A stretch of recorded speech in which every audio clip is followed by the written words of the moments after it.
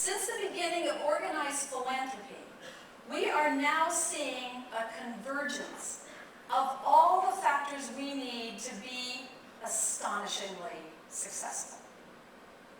We have global needs. We have informed donors, people who want to be part of what we do. We have the desire to participate in philanthropy that goes beyond giving. It is about volunteering. It is about doing the things that we can because we love humankind. And in the mix of all of that, we have you. We have a professional force of people educated to philanthropy, in philanthropy, for philanthropy, that the world has never seen before. We have opportunities that we could scarcely dream of even 10 years ago. There is no sector, not the governmental sector, not the corporate sector, not any sector, that has had the impact that philanthropy has had on the world, particularly in the last 2 decades. So how did this happen? Well, the first thing that happened was globalization. That which has frustrated us, and we had thought about it, well, globalization made every curious person more aware of the needs in the world that had to be met. Economic sustainability, access to education and health, arresting the deterioration of our environment, all of these things. Then we had the issue of a whole lot of people who just said, for heaven's sakes, fix it. Fix it. You're in your 40s, your 50s, your 60s. What have you done to this world? Fix it. I'll get involved with you, I'll get engaged with you, but I have to have the promise that you're going to fix it. And the media has been very kind to us. They have promoted philanthropy. It's not just in our professional journals anymore. It is in our newspapers, in Pravda, the New York Times, any of the newspapers that we might read, there are stories about philanthropy.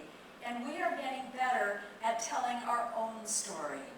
And we need to be better at telling our own story. You know, there's an interesting thing about us as a sector. We somehow know that part of our appeal to people is our humility. And yet, it is our humility that is in danger of becoming our enemy. Because if we do not go to these donors with dreams with confidence that we can broker their desires with our opportunities, then they will say, oh, I think we better go start our own organization. Because these folks are apologizing to us all the time. We have no reason to apologize. We have reason to be proud. We have reason to be confident and proud. We have reason to be able to approach these donors and say, partner with us. We are part of your dream.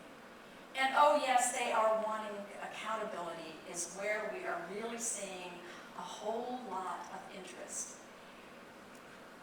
The Indiana University Center on Philanthropy in the U.S.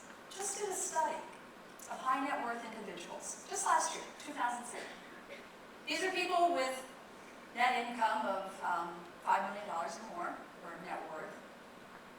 And they said to them, how do you give? And they got all kinds of data, and none of it would be a surprise to you. But the one that maybe is not a surprise that I find close to heartbreaking is that nearly 2/3 of them said, you know, we'd give more if we just knew what they did with our money.